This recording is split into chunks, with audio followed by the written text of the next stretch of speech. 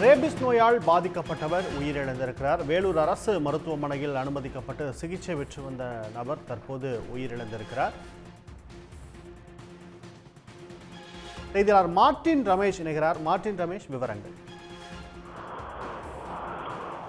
அதாவது வேலூர் மாவட்டம் ஒடுகுத்தூர் அடுத்த வரதலம்பட்டு கிராமத்தைச் சேர்ந்தவர் கருணாநிதி கூலி வேலை செய்து வந்துள்ளார். இவரது மனைவி சுதா, இவர்களுக்கு ஒரு மகன் மகள் உள்ளனர். இந்நிலையில் கடந்த 8ஆம் தேதி கருணாநிதி குடிபோதையில் வீட்டிற்கு நடந்து வந்து கொண்டிருக்கும் பொழுது திருநாய் ஒன்று அவரை கடித்துள்ளது. அதற்கு சிகிச்சை எடுக்காமல் அவர் அலட்சியமாக காலம் கடத்தி வந்துள்ளார். இந்த நிலையில் கடந்த 21ஆம் தேதி கருணாநிதிக்கு உடல்நிலை பாதிக்கப்பட்டுள்ளது.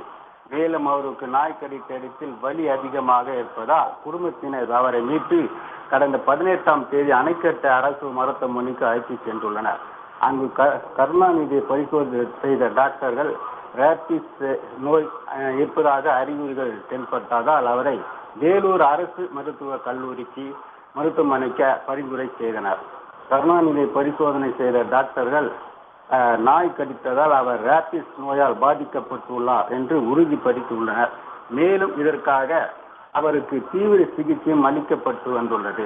இந்நிலையில் கடந்த 18ஆம் தேதி அனுமதிக்கப்பட்ட கருணாநிதி சிகிச்சை பலனின்றி நேற்று நள்ளிரவு 12 மணி அளவில் பரிதாபமாக உயிரிழந்துள்ளார்.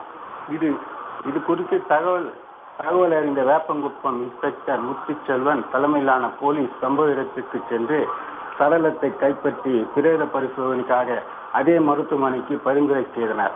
மேலும் இது தொடர்பாக கருணாநிதி மனைவி சுதா இன்று போலீசில் புகார் அளித்தார்.